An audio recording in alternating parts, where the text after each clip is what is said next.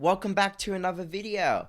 Today we're going to be going over our graphs of linear equations and functions advanced skill. Yes, there will be indeed a double upload today, so stay tuned for that later this afternoon.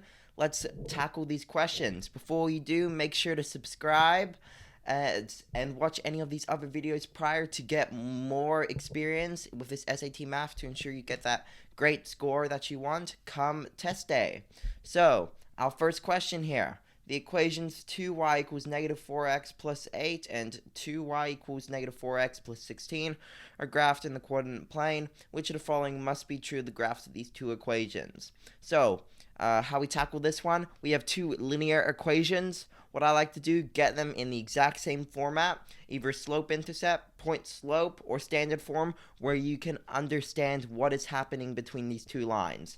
In our answers, we can see terms like parallel, perpendicular, and these involve the slope and the y-intercept. So what we should look for is getting both of these equations into slope-intercept form, which means that we need to isolate the y for both of these equations. How we do that is that we just divide every term by 2 for this first equation. 2y divided by 2 is y, negative 4x divided by 2 is negative 2x, and then 8 divided by 2 is 4, so that equation turns into y equals negative 2x plus 4, and this other equation turns into y equals negative 2x plus 8. Now we need to take a look at our answer choices.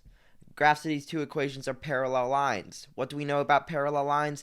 They have the same slope but different y-intercepts.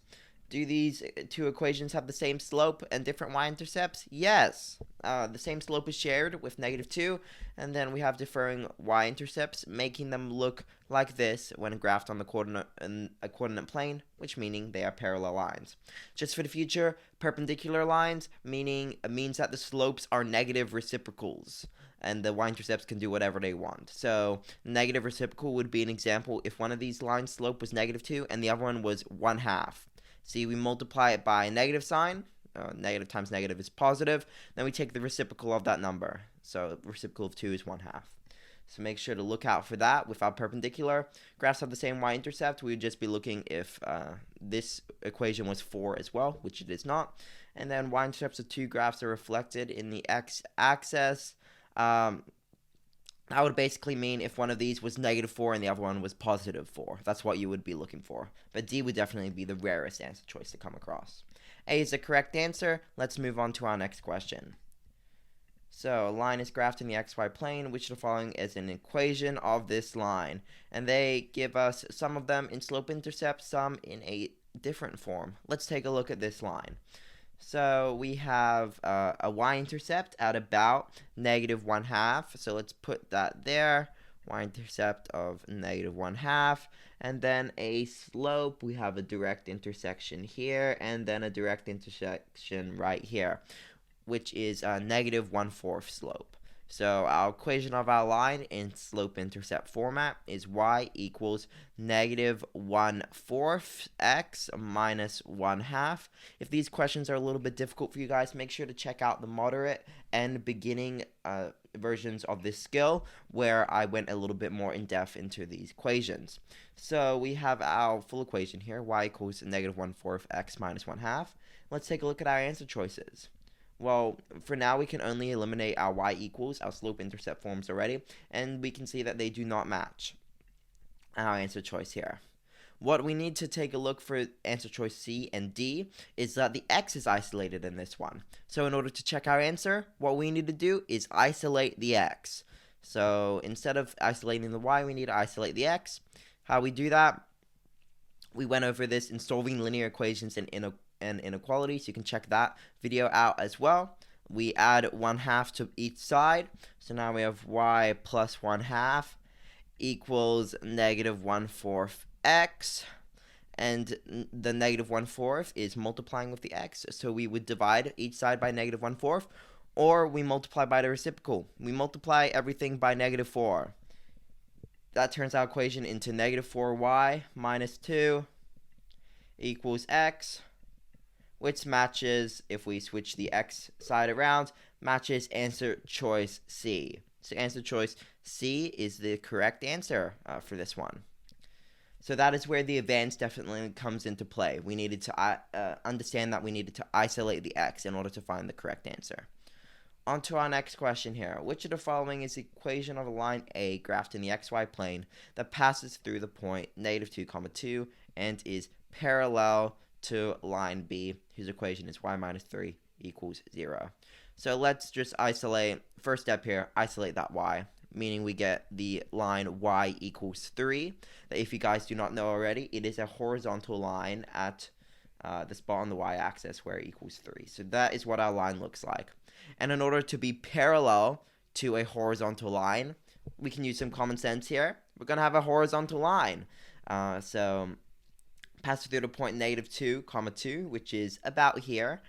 And it has to be a horizontal line.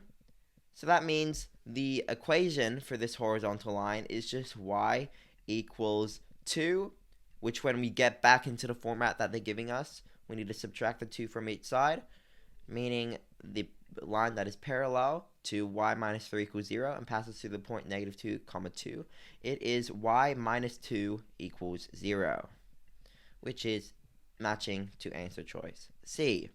That one's a little bit more difficult. We needed to use visual representation with our coordinate grid and some common sense in order to understand a horizontal line is parallel to a horizontal line and a vertical line is perpendicular to a horizontal line. So stuff like that is very important to remember when tackling these questions. On to our last one here. The line represented by the equation negative x over 3.5 plus y over 12.5 equals 1 is graphed in the xy plane. Which of the following statements correctly describes the graph of the line? So the line has a slope of 12.5, goes through this point, has a positive x-intercept and a negative y-intercept, has a negative x-intercept and a positive y-intercept. Best way to tackle these questions is, in my opinion, to just work through them. Work through each of the answer choices. Try to check it. So in order to find out if the line indeed has a slope of 12.5, we need to get it into slope-intercept form, which means we would move over that x. So it would be y equals 12.5, y over 12.5, my bad, equals x over 3.5 plus 1. And then we would multiply everything by 12.5. So y equals 12.5 x over 3.5 plus 12.5. And we can see our slope is actually 12.5 over 3.5, not 12.5 itself. A is incorrect. Now we can check answer choice B. The line goes to the point 3.5, 12.5. Here, they give us an x and a y value, so we just need to substitute it into our original equation. And if it is correct, that is indeed our answer, or meaning it makes the equation true. So x gets replaced with 3.5. We have negative 3.5 over 3.5 plus 12.5 over 12.5. And we'll see if that indeed equals 1. Equals 1. Negative 3.5 over 3.5 is negative 1. 12.5 over 12.5 is positive 1. So we have negative 1 plus 1. That is 0. 0 does not equal 1. So B is also an incorrect answer choice. Now moving on to answer choice C and D are very same premise. We just need to find our x-intercepts and check the sign of them. How we would find our x-intercepts? Well, we have standard form. That is actually good for checking our intercepts. So what we need to do, we need to isolate each of the variables. That's kind of the gist here. We need to eliminate one of them or cover up one of them and solve for the other one. So if to solve for our x-intercept, we cover up that whole y expression. We then write the equation negative x over 3.5 equals 1, and then we solve for our x value. So we would multiply each side by negative 3.5. X equals negative 3.5. That is indeed our x-intercept, meaning we have a negative x-intercept. It's looking like it's answer choice D, but let's just double check this here. In order to find our y-intercept, the reason why I'm covering these values up, guys, is because a y-intercept is going to be represented by 0, b, always. B representing our y-intercept. Because it lies on that y-axis, the x value is always going to be equal to 0. Meaning, to find our y-intercept, we substitute 0 in for x, which basically gets rid of that whole expression. 0 divided by 3.5 with a negative sign in front of it is still going to be 0. So that's why we cover it up. To solve for our y-intercept, we just need to multiply each side by 12.5. Our y-intercept is 12.5. If our y-intercept was positive 12.5 and our x-intercept was negative 3.5, then answer choice D is indeed the correct answer here. These questions were a little bit difficult. If you guys have any comments or suggestions or questions or even sample questions you want me to go over, make sure to leave them below in the comments. Make sure to have an amazing day, and I'll see you guys this afternoon for the second upload. We'll be getting into systems of equations. Goodbye!